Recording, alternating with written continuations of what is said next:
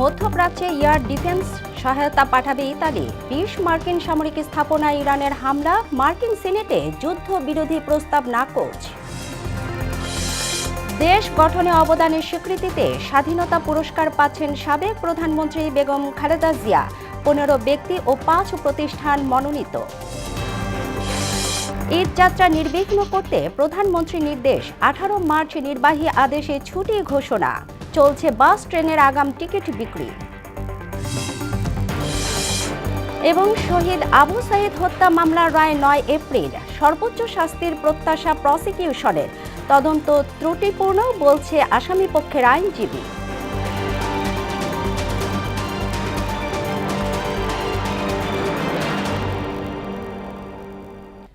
আসসালামু আলাইকুম। মোহনা সংবাদে স্বাগত। শুনছিলেন শিরোনাম, পুরো সংবাদে আপনাদের সাথে আছি তাবশিরা লিজা। মধ্যপ্রাচ্যের ৩ দেশের ২০টি মার্কিন সামরিক লক্ষ্যবস্তুতে ইরান হামলা চালিয়েছে বলে দাবি করেছে দেশটির রেভলিউশনারি গার্ড IRGC। তারা কুয়েতে মার্কিন বাহিনীর উপর ড্রোন ব্যবহার করে আবারও হামলা চালিয়েছে। বাহরাইনের দিকে ধেয়ে আসা ইরানের ক্ষেপণাস্ত্র এবং ড্রোন লক্ষ্যবস্তুতে আঘাত করার আগেই ধ্বংস করে দিয়েছে দেশটির সেনাবাহিনী। এদিকে মধ্যপ্রাচ্যে এয়ার ডিফেন্স সহায়তা পাঠানোর সিদ্ধান্ত নিয়েছে ইতালি। ঐশী আলমের ডেস্ক রিপোর্ট। ইরানের রেভলিউশনারি গার্ড IRGC জানিয়েছে তারা মধ্যপ্রাচ্যের ৩ দেশে যুক্তরাষ্ট্রের ২০টি সামরিক লক্ষ্যবস্তুতে হামলা চালিয়েছে। কুয়েত, বাহরাইন, সংযুক্ত আরব আমিরাতে অবস্থিত এসব মার্কিন সামরিক স্থাপনায় হামলায় সেগুলোর উল্লেখযোগ্য ক্ষয়ক্ষতি হয়েছে। যুক্তরাষ্ট্র ও ইসরায়েলের ছোড়া ক্ষেপণাস্ত্র তেহরানের ২টি স্কুলে আঘাত এনেছে। বাহরাইনের দিকে ধেয়ে আসা ইরানের ৭৫টি ক্ষেপণাস্ত্র এবং ১২৫টি ড্রোন লক্ষ্যবস্তুতে হামলা করার আগেই ধ্বংস করে দিয়েছে দেশটির সেনাবাহিনী। যে ড্রোন ও ক্ষেপণাস্ত্র আটকানো সম্ভব হয়নি, সেসবের আঘাতে কি পরিমাণ ক্ষয়ক্ষতি হয়েছে সে সংক্রান্ত কোনো তথ্য জানায়নি দেশটি। কুয়েতে মার্কিন বাহিনীর উপর ড্রোন ব্যবহার করে আবারও হামলা চালিয়েছে ইরান।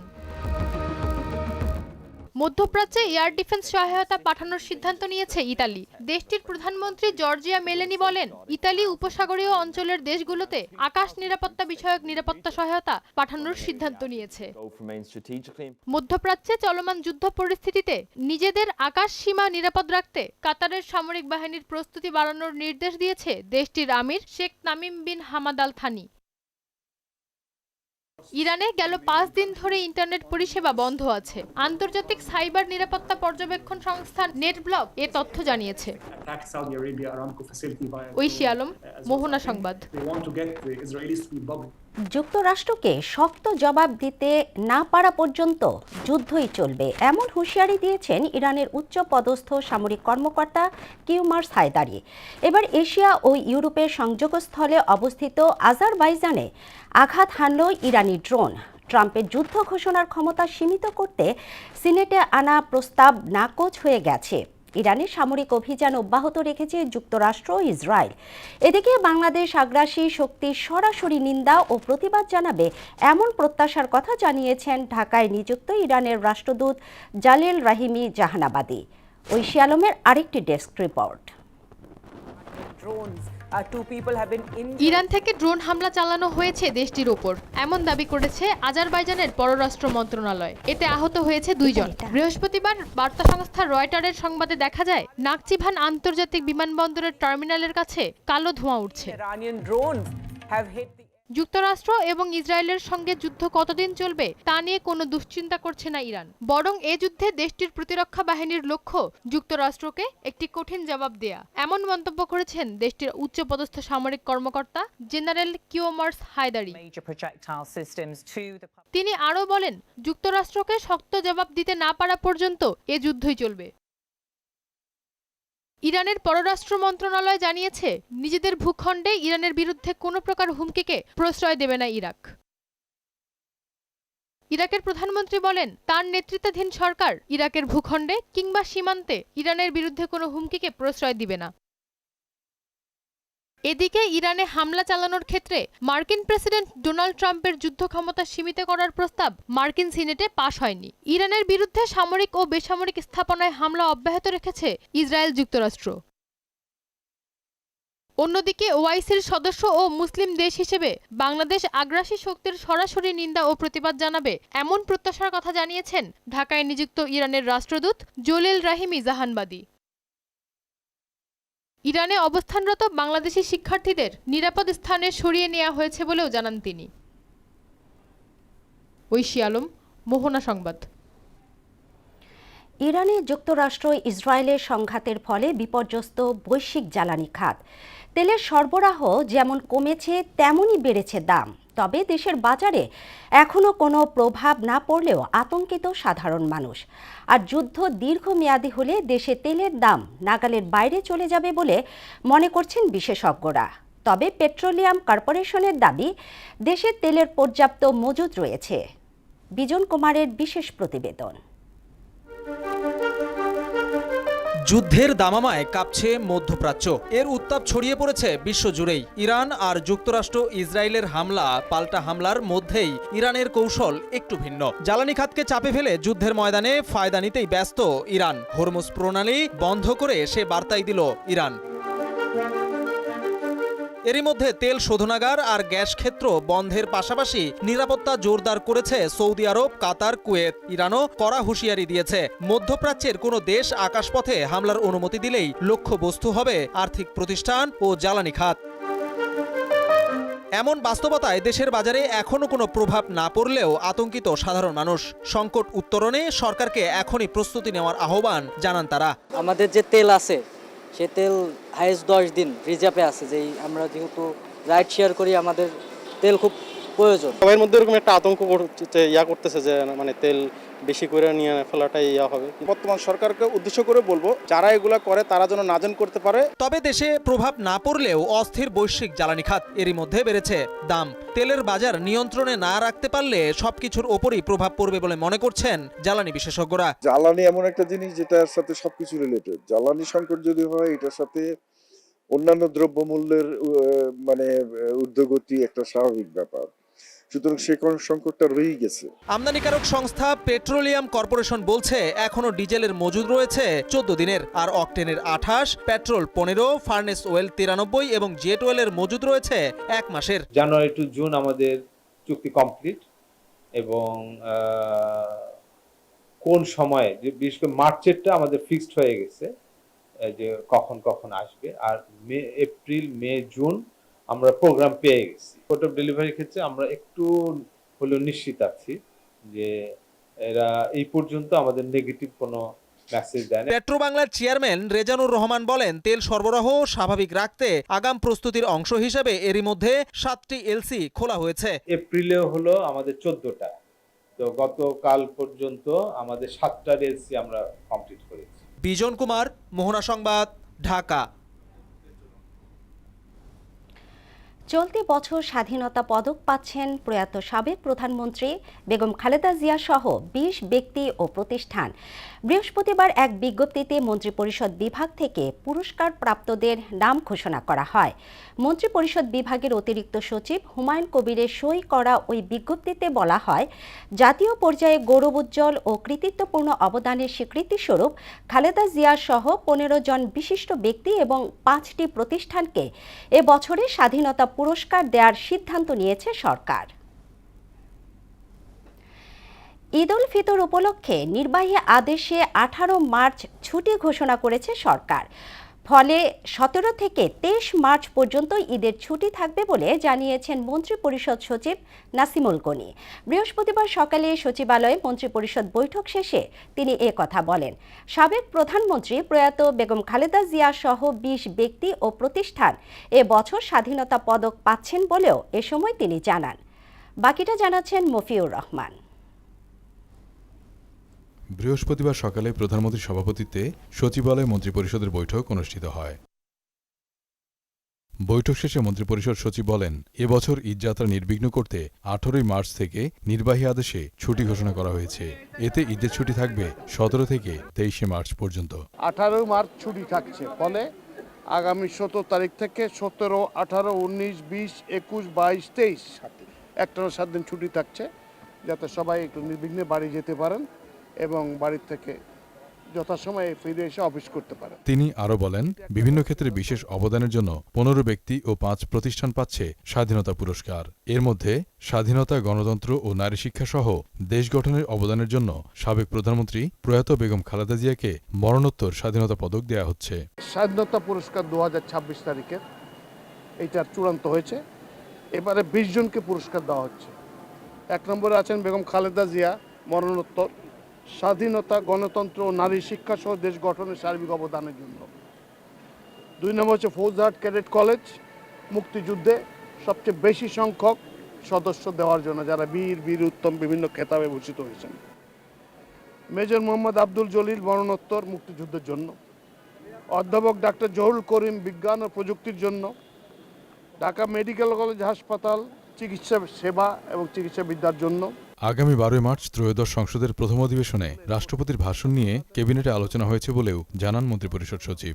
রাষ্ট্রপতির ভাষণ হবে, সে ভাষণের খসড়া নিয়ে আলোচনা হয়েছে সংসদে যে প্লেস করা হবে। মানে অ্যাকচুয়ালি এটা হলো একটা বার্ষিক রিপোর্ট মতো আকারে যায়, সেগুলো নিয়ে আলাপ আলোচনা হয়েছে। রাষ্ট্রপতি কি বলবেন না বলবেন সেটা। বৈশ্বিক পরিস্থিতিতে জ্বালানি সংকট নিয়ে মন্ত্রিপরিষদ বৈঠকে আলোচনা হয়েছে বলে জানান নাসিমুল গনি। এনার্জিটা একদম তো সারা বিশ্বেরই একটা সমস্যা। এই যুদ্ধটা যদি প্রলংড হয় তাহলে আমরা সমস্যায় পড়ে যাব। তো এইটার জন্য আমাদের একটা মন্ত্রী পর্যায়ে একটা কমিটি করা হয়েছে, যাতে এই ক্রাইসিসটা কিভাবে মোকাবেলা করা যায়। বিদ্যুৎ ব্যবহারে প্রধানমন্ত্রী সবাইকে সাশ্রয়ী হওয়ার পরামর্শ দিয়েছেন বলেও জানান তিনি। উনি যেটা করেছেন, প্রথম কাজ হলো যে লাইটের ব্যবহার অর্ধেক করে দিয়েছেন। বলেছে কোনো ব্লাইন্ড পর্দা থাকবে না, তাহলে যথেষ্ট সানলাইট আসবে। মফিউর রহমান, মোহনা সংবাদ, ঢাকা। এগুলো থাকবে না। পবিত্র ঈদ উল ফিতর উপলক্ষে ঘরমুখ মানুষের যাত্রা নির্বিঘ্ন করতে তৃতীয় দিনের মতো অনলাইনে বিক্রি হচ্ছে ট্রেনের অগ্রিম টিকিট। এবার কোনো ভোগান্তি ছাড়াই ঘরে বসেই যাত্রীরা নির্ধারিত গন্তব্যের টিকিট সংগ্রহ করতে পারছেন। এদিকে দূরপাল্লার বাসের অগ্রিম টিকিট বিক্রিও চলছে বিভিন্ন কাউন্টারে, সেখানেও নেই তেমন ভোগান্তি। নাজমুল ইসলামের প্রতিবেদন। যাত্রীদের ভোগান্তি কমাতে এবারও ট্রেনের ঈদযাত্রার শতভাগ অগ্রিম টিকিট বিক্রি হচ্ছে অনলাইনে।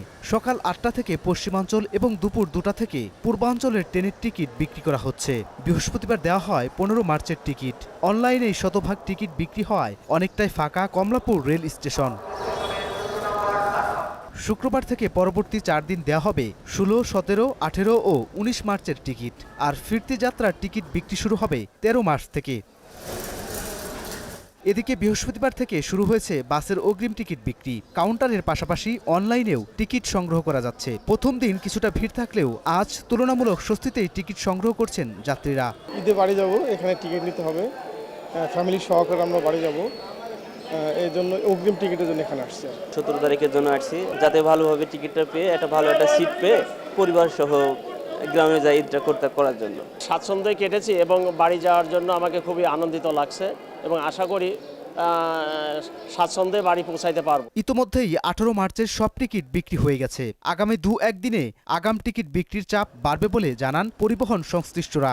18, 19 তারিখ দুপুর পর্যন্ত, 18 তারিখ সকাল থেকে রাত পর্যন্ত চাপ আছে। সবচেয়ে চাপ বেশি হচ্ছে 18 তারিখে রাত্রি, বিকাল থেকে রাত পর্যন্ত। 4 তারিখ থেকে আমরা এদের টিকিট দিচ্ছি। চাপ শুধুমাত্র 17, 18 তারিখ 2 দিন ম্যাক্সিমাম টিকিট বিক্রি, 70% টিকিট বিক্রি। ঈদ ছুটির শুরুর পর থেকেই ঘরমুখ মানুষের ঢল নামবে। ধারণা করা হচ্ছে এবার প্রায় 1.5 কোটি মানুষ ঢাকা ছাড়বে।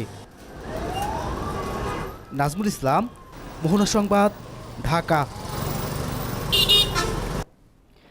সরকারি হাসপাতালে দায়িত্বকালীন সময়ে কোনো চিকিৎসক বাইরে প্র্যাকটিস করলে তার লাইসেন্স স্থগিত সহ শাস্তিমূলক ব্যবস্থা গ্রহণের হুঁশিয়ারি দিয়েছেন স্বাস্থ্যমন্ত্রী সর্দার মোহাম্মদ সাখাওয়াত হোসেন। বৃহস্পতিবার দুপুরে সচিবালয়ে সমসাময়িক বিষয়ে সাংবাদিকদের সঙ্গে আলাপকালে তিনি বলেন, সরকারি হাসপাতালে চিকিৎসা সেবা দিতে কোনো অবহেলা করা হলে বরদাস্ত করা হবে না। এ সময় সেবার মান উন্নয়নে মিডওয়াইফ, ফার্মাসিস্ট, টেকনোলজিস্ট সহ বিভিন্ন পদে 1 লাখ জনবল নিয়োগের ঘোষণা দেন মন্ত্রী। সরকারি কর্মচারী শৃঙ্খলা আপিল বিধিমালা 18 বিধির 39 এক বিধি মোতাবেক কেন চাকরি থেকে সাময়িক বরখাস্ত করা হবে না তার জবাবপত্র জারির 3 দিনের মধ্যে নিম্ন স্বাক্ষরকারী বরাবরে দাখিল করার জন্য একটা নোটিশ দেওয়া হয়েছে। Why you will not be suspended কারণ দর্শন নোটিশ একটা দেওয়া হয়েছে ওনাকে 6 মাসের জন্য ওনার লাইসেন্স স্থগিত করা হয়েছে।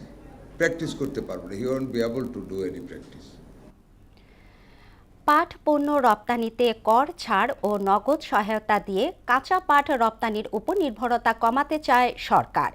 জাতীয় পাট দিবস 2026 উপলক্ষে বৃহস্পতিবার দুপুরে সচিবালয়ে ব্রিফিংয়ে এ কথা বলেন বস্ত্র ও পাট প্রতিমন্ত্রী শরীফুল আলম। একই সঙ্গে বন্ধ পাটকল পুনরায় চালু ও বেসরকারি ব্যবস্থাপনায় উৎপাদন বাড়িয়ে কর্মসংস্থান সৃষ্টির উদ্যোগ জোরদার করা হচ্ছে বলে জানান প্রতিমন্ত্রী। তিনি জানান, আজ সকালে ওসমানী স্মৃতি মিলনায়তনে ভার্চুয়ালি পাট দিবসের উদ্বোধন করবেন রাষ্ট্রপতি।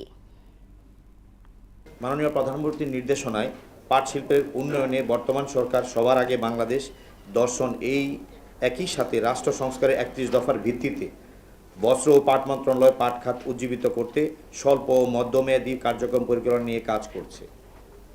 স্বল্পমেয়াদী কর্মপরিকল্পনাতে পাট অধিদপ্তরে 15 প্রকার লাইসেন্স, অনলাইন সেবাদান, পাট আইন সংশোধন, পাট খাতে বিশেষ প্রণোদনা, জুট পোর্টাল তৈরির মতো কার্যক্রম নিয়েছে সরকার। জাতীয় পাট দিবসে 2026 উদযাপনে পাশাপাশি বাংলাদেশ শিল্পকলা একাডেমি চত্বরে 6 থেকে 14 মার্চ 2026 তারিখ 9 দিনব্যাপী পাট ও বহুমুখী পাট পণ্যের মেলা আয়োজন করা হয়েছে।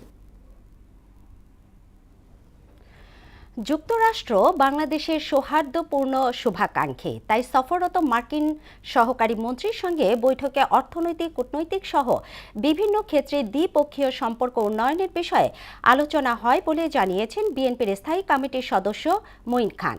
আর যুক্তরাষ্ট্রকে আরও বেশি বিনিয়োগের আহ্বান জানিয়েছে জামায়াতে ইসলামী। আজকে আমরা যে বিষয়গুলো নিয়ে আলোচনা করেছি সেগুলো মূলত দুটি দেশের জনগণের মধ্যে পারস্পরিক যে সম্পর্ক, সে সম্পর্কের বিষয়গুলো এবং ভবিষ্যৎ যে সরকার, সেই সরকারের যে নীতিমালার বিষয়গুলো। এবং আপনারা জানেন যে আজকের বিশ্বে যে বিভিন্ন ধরনের যে ঘটনা প্রবাহ, সে সমস্ত কিছু সার্বিক বিষয় নিয়ে আমাদের সঙ্গে আলোচনা। 24-এর গণ অভ্যুত্থানে প্রথম শহীদ শিক্ষার্থী আবু সাইদ হত্যা মামলার রায় দেয়া হবে আগামী 9 এপ্রিল। আন্তর্জাতিক অপরাধ ট্রাইব্যুনাল 2 রায়ের জন্য এই দিন ধার্য করেন। মামলায় 30 আসামির মধ্যে গ্রেপ্তার রয়েছেন 6 জন। আসামিদের বিরুদ্ধে আনা অভিযোগ সন্দেহাতীতভাবে প্রমাণ করা গেছে উল্লেখ করে সর্বোচ্চ শাস্তির প্রত্যাশা জানিয়েছেন প্রসিকিউটররা। আর তদন্তকে ত্রুটিপূর্ণ বললেন আসামি পক্ষের আইনজীবীরা। মুদাসির আলী প্রতিবেদন। 24 জুলাই মাসে দানা বাঁধে কোটা সংস্কার আন্দোলন, যা বেগবান হয় 16 জুলাই। সেদিন রংপুরে পুলিশের গুলিতে বিদ্ধ হন বেগম রোকেয়া বিশ্ববিদ্যালয় শিক্ষার্থী আবু সাইদ। পরে মৃত্যুবরণ করেন তিনি। সেই ঘটনায় করা মানবতাবিরোধী অপরাধ মামলায় বেরোবির তৎকালীন ভিসি হাসিবুর রশিদ সহ 30 জনকে আসামি করা হয়। এর মধ্যে 24 জনই পলাতক।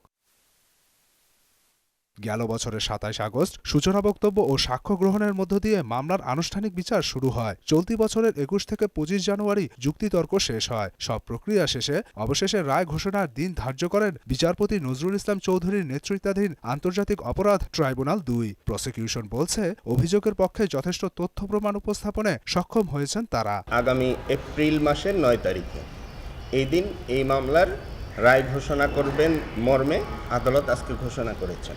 25 জনের সাক্ষ্য গ্রহণ করেছি। আবু সাইদের সাথে একত্রে গুলিবিদ্ধ হয়েছে এমন সাক্ষীরাও এসে এখানে জবানবন্দি দিয়েছেন এবং পুরো ঘটনাটা বিশ্ববিদ্যালয়ের সিসি ক্যামেরায় ধারণকৃত ছিল। সেই ফুটেজও আমরা বিজ্ঞ আদালতে দাখিল করতে সক্ষম হয়েছি। এর জন্য আমরা সর্বোচ্চ শাস্তি আশা করতেছি এবং সন্দেহাতীতভাবে প্রমাণ হয়েছে মর্মে আমরা আশাবাদী। মামলায় আসামি পক্ষের আইনজীবী আজিজুর রহমান দুলু, তিনি এএসআই আমির হোসেন, কনস্টেবল সুজন চন্দ্র রায় ও বেরোবির কর্মচারী আনোয়ার পারভেজ আপিলের হয়ে লড়ছেন, যারা বর্তমানে গ্রেপ্তার রয়েছেন। এই মামলার তদন্ত প্রক্রিয়া ত্রুটিপূর্ণ বলে দাবি করেন আজিজুর রহমান দুলু। 6 জন পুলিশ কর্তৃক আবু সাইদকে লাঠিচার্জ করা হয়েছে, যেখানে আবু সাইদ তার হাতে থাকা একটি লাঠি দিয়ে একজন পুলিশের লাঠির চার্জকে ঠেকানোর চেষ্টা করেছিল। এই 6 জন পুলিশ কর্তৃক লাঠিচার্জের ঘটনার মাত্র একজন পুলিশকে আইডেন্টিফাই করে চার্জশিটে অন্তর্ভুক্ত করা হয়েছে, অর্থাৎ ফর্মাল চার্জে অন্তর্ভুক্ত করা হয়েছে। বাকি 5 জনকে ফর্মাল চার্জে আনা হয়নি এবং এটা তদন্তকারী কর্মকর্তা নিজেই জেরাতে স্বীকার করেছেন। ফলে কি হলো, তদন্ত রিপোর্টটা 100% ডিফেক্টিভ হয়ে গেল। গ্রেপ্তার বাকি 3 আসামি হলেন বেরোবির সাবেক প্রক্টর শরীফুল ইসলাম, ছাত্রলীগ নেতা ইমরান চৌধুরী ও রাফিউল হাসান রাসেল। মুদাসসির আলী, মোহনা সংবাদ, ঢাকা। অষ্টম দিনেও চেনা ছন্দে ফেরেনি অমর একুশে বইমেলা। দর্শনার্থীর সংখ্যার পাশাপাশি বইয়ের ক্রেতাও হাতে গোনা। তবে সংশ্লিষ্টরা বলছেন, চ্যালেঞ্জ মোকাবেলা করে বইমেলা তার স্বকীয়তা বজায় রাখবে। অষ্টম দিনে 92টি নতুন বই প্রকাশিত হয়েছে বলে জানিয়েছে বাংলা একাডেমি। বইমেলা ঘুরে আরও জানাচ্ছেন রাজীব আহমেদ। নির্ধারিত সময়ের পরে উদ্বোধন, প্রকাশনীর সংখ্যা হ্রাস, রমজানের আবহ এবং সংক্ষিপ্ত সূচির মধ্য দিয়ে অতিবাহিত হচ্ছে এবারের অমর একুশে বইমেলা। মেলা অষ্টম দিনে গড়ালেও এখনও ফেরেনি চেনা ছন্দে। প্রথম 3 দিন কিছুটা বিক্রি হলেও ক্রমে অবনতি হচ্ছে বলছেন প্রকাশকরা। এবার যেটা হচ্ছে, হাহাকার করছে সব প্রকাশনীগুলো, কিন্তু অনেক প্রকাশনী তাদের স্টলে যে ইফতারির টাকা সেই টাকাটা উঠাতে পারছে না। অনেক প্রকাশনী স্টাফদের যে বেতন দিবে সে বেতন দিতে পারবে না। এখন পর্যন্ত একটাও সেল হয় নাই। অন্যান্য দিন 10টা 20টা মানে এভারেজ ছিল কিছু। প্রথম 3 দিন মানে 26, 27, 28 পাঠকের সাড়া আমরা ভালোই পেয়েছি। তারপর থেকে এই পর্যন্ত আর কি মেলা পাঠকের সাড়া আশানুরূপ পাওয়া যায়নি। শুরু থেকে নানা চ্যালেঞ্জের মুখে পড়লেও সংশ্লিষ্টরা একে সাংস্কৃতিক ঐতিহ্য রক্ষার লড়াই হিসেবে দেখছেন। চ্যালেঞ্জ মোকাবেলা করে বইমেলা তার স্বকীয়তা বজায় রাখবে বলেও জানান বিশিষ্টজনরা। বইমেলার তাৎপর্য সেটা ঠিকই থাকবে। এই মহত্তম একটা মিলন মেলা, এখানে সব মানুষ, সব ধর্মের বর্ণের মানুষ আসে। হয়তো আজকে নানা কারণে লোক সমাগম কম, কিন্তু পাঠক কিন্তু আছে, ক্রেতা কিন্তু আছে। আপনি যদি সত্যিকার অর্থেই দেশের শিল্প, সাহিত্য, সংস্কৃতির লেখা এবং লেখককে ভালোবাসেন, ধারণ করেন, তাহলে আপনি আসবেন। আমাদের ঐতিহ্য, আমাদের ভাষা আন্দোলন, আমাদের ইতিহাস সমুন্নত রাখার স্বার্থেই শেষ পর্যন্ত মেলাটা উদযাপিত হচ্ছে। এই জন্য আমি বেশ আশাবাদী। প্রতিকূলতার মধ্যেও প্রকৃত পাঠক ঠিকই খুঁজে নিচ্ছেন প্রিয় লেখকের বই। বাচ্চার একটা চাহিদা থাকে যে 21শে ফেব্রুয়ারিতে আসবে, বই কিনবে, সুন্দর সুন্দর স্টোরিজ, নতুন নতুন স্টোরিজ পাবে। নতুন লেখকদের ফিকশনের মধ্যে নতুন লেখকদের বই কেনার চেষ্টা করি। এছাড়া মেলা প্রাঙ্গণে পাপেট থিয়েটারের পরিবেশনায় মুগ্ধ হয় শিশু, কিশোর সহ নানা বয়সী মানুষ। অনেক ভালো লাগছে। ঘাত প্রতিঘাত পেরিয়ে 21-এর চেতনায় বইমেলা ফিরবে আপন মহিমায়, এমনটাই প্রত্যাশা বইপ্রেমী সহ লেখক প্রকাশকদের।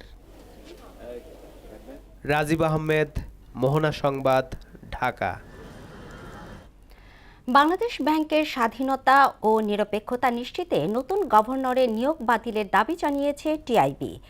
সংস্থাটি মনে করছে এমন ব্যক্তিকে গভর্নর করা উচিত যিনি স্বার্থের সংঘাতমুক্ত ভূমিকা পালনে সক্ষম। বৃহস্পতিবার সকালে ধানমন্ডির মাইডাস সেন্টারে আয়োজিত ব্রিফিংয়ে এসব কথা বলেন টিআইবি নির্বাহী পরিচালক ডক্টর ইফতেখারুজ্জামান।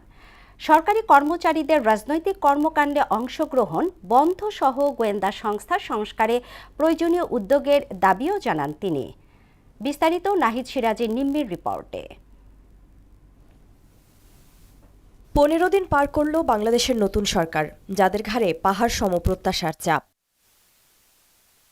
এমন পরিস্থিতিতে সরকারের সুশাসন ও দুর্নীতি বিরোধী প্রতিশ্রুতি বাস্তবায়নে সর্বোচ্চ কৌশলগত প্রাধান্য দিয়ে সুপারিশ তুলে ধরল ট্রান্সপারেন্সি ইন্টারন্যাশনাল বাংলাদেশ টিআইবি।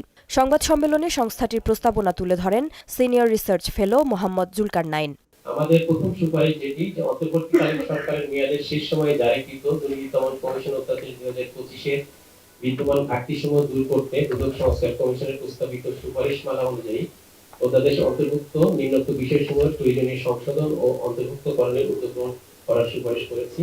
দুর্নীতি ও ক্ষমতার অপব্যবহার রোধে কঠোর ব্যবস্থাপনার দৃষ্টান্ত স্থাপনের তাগিদ দেন টিআইবির নির্বাহী পরিচালক ডক্টর ইফতেখারুজ্জামান। দুর্নীতির কার্যক্রম দৃশ্যমান নিয়ন্ত্রণ করতে না পারলে, প্রতিরোধ করতে না পারলে সরকারের অন্য কোনো অঙ্গীকার বা উদ্যোগ প্রকৃতপক্ষে বাস্তবায়ন করা সম্ভব হবে না। নতুন গভর্নরের ব্যবসায়িক পরিচয়ের সঙ্গে আর্থিক খাতের নিয়ন্ত্রক সংস্থার প্রধান হিসেবে নিয়োগ পাওয়ার বিষয়টিকে স্বার্থের দ্বন্দ্ব উল্লেখ করে তিনি বলেন, এই নিয়োগ বাতিল করতে হবে। যাকে গভর্নর নিয়োগ দেওয়া হচ্ছে, যে প্রক্রিয়া অত্যন্ত জোরালো স্বার্থের দ্বন্দ্ব এখানে বিরাজ করবে বাংলাদেশ ব্যাংকের যে নজরদারি সংস্থা হিসাবে দায়িত্ব পালনের যে সুযোগ থাকার কথা সেটি বাংলাদেশ ব্যাংক বঞ্চিত হবে। কাজে এই নেতৃত্বের হাতে বাংলাদেশ ব্যাংক ছেড়ে দেওয়াটা সামনের 5 বছরের জন্য কোনো অবস্থায় গ্রহণযোগ্য হতে পারে না বলে আমরা মনে করি। স্থায়ীভাবে কালো টাকা বৈধ করার সুযোগ বাতিল, সরকারি কর্মচারীদের রাজনৈতিক কর্মকাণ্ডে অংশগ্রহণ বন্ধ, গোয়েন্দা সংস্থাগুলোর সংস্কারে উদ্যোগের পাশাপাশি র্যাব বিলুপ্তের দাবিও তোলা হয় সংবাদ সম্মেলনে। এই প্রক্রিয়া বাংলাদেশ থেকে অর্থ পাচার হয়। নাহিদ সিরাজি নিম্মি, মোহনা সংবাদ, ঢাকা। মাদক ব্যবহার প্রতিরোধ, চিকিৎসা ও পুনর্বাসন কার্যক্রম জোরদার করতে উদ্বোধন করা হয়েছে ISSUP, International Society of Substance Use প্রফেশনালসের বাংলাদেশ চ্যাপ্টার। রাজধানীর শ্যামলীতে ঢাকা আহসানিয়া মিশন স্বাস্থ্য সেক্টরে আয়োজিত অনুষ্ঠানে দেশি বিদেশি বিশেষজ্ঞ, নীতি নির্ধারক ও উন্নয়ন সহযোগীরা অংশ নেন। বক্তারা বলেন, মাদকাসক্তি বর্তমানে জনস্বাস্থ্য ও সামাজিক সমস্যা। এটি মোকাবেলায় প্রমাণ ভিত্তিক প্রতিরোধ, চিকিৎসা ও পুনর্বাসন কার্যক্রম জোরদার করা জরুরি। অনুষ্ঠানে আইসেপ বাংলাদেশ চ্যাপ্টারের কমিটি ঘোষণা ও লোগো উন্মোচন করা হয়। রাজশাহীতে জমে উঠেছে ঈদ কেনাকাটা। শপিং মল থেকে ফুটপাত সবখানে এখন ক্রেতার সমাগম। সকাল থেকে রাত পর্যন্ত চলে বেচাকেনা। দাম নিয়ে ক্রেতাদের কিছুটা অভিযোগ থাকলেও পছন্দের পোশাক কিনতে পেরে সন্তুষ্ট তারা। বিক্রেতারা জানান, সামনের দিনগুলোতে বিক্রি আরও বাড়বে। সানিউল আলম রাজুর প্রতিবেদন, জানাচ্ছেন আফরিন পপি। রাজশাহীতে শুরু হয়েছে ঈদের কেনাকাটার আমেজ। রমজানের মাঝামাঝি সময়ে এসে শহরের বিভিন্ন বিপণী বিতান, শপিং কমপ্লেক্স ও ঐতিহ্যবাহী বাজারগুলোতে বাড়ছে ক্রেতাদের ভিড়। ক্রেতা আকৃষ্ট করতে শহরের Saheb Bazar, RDA market, new market, Sonadighi silk market, 0 point এলাকা ও আশেপাশের বিপণী বিতানগুলোতে নতুন নতুন কালেকশনের পোশাক সাজিয়ে রাখা হয়েছে। ক্রেতাদের অভিযোগ, গত বছরের তুলনায় এবছর প্রতিটি পোশাকের দাম একটু বেশি। নতুনত্ব আসলে তেমন কিছু নাই, প্রাইস রেঞ্জটা খুবই বেশি। অন্যান্য বারের তুলনায় আমরা যেগুলো হয়তো 3000-এ কিনছি, এবার দেখা যাচ্ছে যে 6000, ডবল। এখানে একটু পছন্দ হচ্ছে, আর দামটা মনে হচ্ছে গতবারের চাইতে এবার একটু বেশি। ওটা কালেকশন ভালো এসছে, আমি কিছু 3 পিস নিয়েছি, ডিফারেন্ট, ভালো লাগছে। এবার পাইকারিতে পোশাকের দাম বেশি, তাই নতুন কাপড়ের দামটাও বেশি বলছেন বিক্রেতারা। যেগুলো কালেকশন আছে ম্যাক্সিমামই হচ্ছে নিজস্ব প্রোডাক্ট, আমাদের টেক্সটাইলে তৈরি হয়। তার পাশাপাশি আমরা কিছু ইন্ডিয়ান কালেকশন আমাদের কাছে আছে। কাস্টমারের কমপ্লেন থাকতেই পারে দাম একটু বেশি হচ্ছে বা একটু কম হচ্ছে, তো অ্যাজ ইউজুয়াল মানে সাধারণত গত বছরে যেরকম দাম ছিল সেই ধরনের দাম আছে। ক্রেতা বিক্রেতার কথা মাথায় রেখে রমজানের শুরু থেকেই মার্কেটগুলোকে প্রস্তুত করা হয়েছে বললেন Rajshahi chamber of commerce and ইন্ডাস্ট্রিজের সভাপতি। মনিটরিং টিম আমরা তৈরি করে দিয়েছি, তারা যেসব বাজারে সম্ভাবনা থাকে ক্যাচাল বা ভেজাল হওয়ার, সেগুলো সম্ভাবনাকে সামনে রেখেই ওই মনিটরিং টিম কাজ করতেছে। এবং বাজার নিয়ন্ত্রণের ক্ষেত্রে আমাদের আলাদা একটা মনিটরিং টিম করেছি, যে বাজার যেন কোনো কারণে মজুত করে কৃত্রিম সংকট না করে, সেই দিক থেকেও আমরা কিন্তু কাজ করার জন্য আমরা বিভিন্নভাবে টিম ভাগ করে দিয়েছি। সময়ের সাথে পূর্ণতা পাচ্ছে রাজশাহীর ঈদ বাজার। ক্রেতা বিক্রেতা সবার আশা সুন্দরভাবেই শেষ হবে ঈদের কেনাকাটা, সুন্দর হবে ঈদ উদযাপন। আফরিন পপি, মোহনা সংবাদ। ক্রিকেট। ঘরের মাঠে পাকিস্তানের বিপক্ষে আসন্ন 3 ম্যাচের ওয়ানডে সিরিজের দল ঘোষণা করেছে বিসিবি। মেহেদী হাসান মিরাজের নেতৃত্বে ঘোষিত 15 সদস্যের দলে ফিরেছেন আফিফ হোসেন ও পেসার নাহিদ রানা। আর দল থেকে বাদ পড়েছেন নুরুল হাসান সোহান, জাকের আলী অনিক এবং শামীম পাটোয়ারি। এছাড়া ইনজুরির কারণে একাদশে নেই পেসার তানজিম সাকিব। সিরিজ খেলতে পাকিস্তান বাংলাদেশে আসবে 8 মার্চ। এরপর 11, 13 ও 15 মার্চ মিরপুর স্টেডিয়ামে হবে সিরিজের 3 ম্যাচ। ক্রিকেট, ফুটবল থেকে শুরু করে দেশের সব খেলায় মাঠে গিয়ে সমর্থন দেয়া সমর্থকদের নিয়ে গঠিত সংগঠন বাংলাদেশ স্পোর্টস সাপোর্টার্স অ্যাসোসিয়েশন আনুষ্ঠানিকভাবে তাদের কার্যক্রম শুরু করবে আসন্ন পাকিস্তান সিরিজ থেকে। বৃহস্পতিবার রাজধানী মিরপুরে এক রেস্তোরাঁয় সংগঠনটির আত্মপ্রকাশ হয়। এতে সংগঠনটি নিজেদের ডিজাইনের জার্সি উন্মোচন করে। এ সময় উপস্থিত ছিলেন সংগঠনের আহ্বায়ক স্বর্ণজয়ী আর্চার সৈয়দ তানভীর রহমান, সদস্য সচিব এম.এ. রহিম শেখ সহ আজীবন সদস্যরা। সংগঠনটির প্রধান উপদেষ্টা হিসেবে প্রোগ্রামে উপস্থিত ছিলেন জাহেদ পারভেজ চৌধুরী। শেষ করছি মোহনা সংবাদ, তবে যাবার আগে শিরোনামগুলো আরও একবার।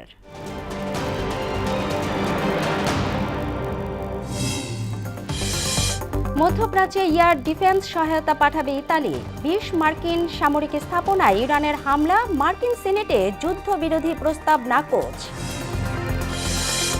দেশ গঠনে অবদানের স্বীকৃতিতে স্বাধীনতা পুরস্কার পাচ্ছেন সাবেক প্রধানমন্ত্রী বেগম খালেদা জিয়া। ১৫ ব্যক্তি ও ৫ প্রতিষ্ঠান মনোনীত। ঈদ যাত্রা নির্বিঘ্ন করতে প্রধানমন্ত্রীর নির্দেশ। 18 মার্চ নির্বাহী আদেশে ছুটি ঘোষণা, চলছে বাস ট্রেনের আগাম টিকিট বিক্রি। এবং শহীদ আবু সাইদ হত্যা মামলার রায় 9 এপ্রিল। সর্বোচ্চ শাস্তির প্রত্যাশা প্রসিকিউশনের। তদন্ত ত্রুটিপূর্ণ বলছে আসামি পক্ষের আইনজীবী। এই ছিল মোহনা সংবাদে। মোহনার সবশেষ খবর জানতে ভিজিট করুন www.mohana.tv। সংবাদ দেখতে পারেন ফেসবুক, ইউটিউবেও। এতক্ষণ সঙ্গে থাকার জন্য ধন্যবাদ সবাইকে।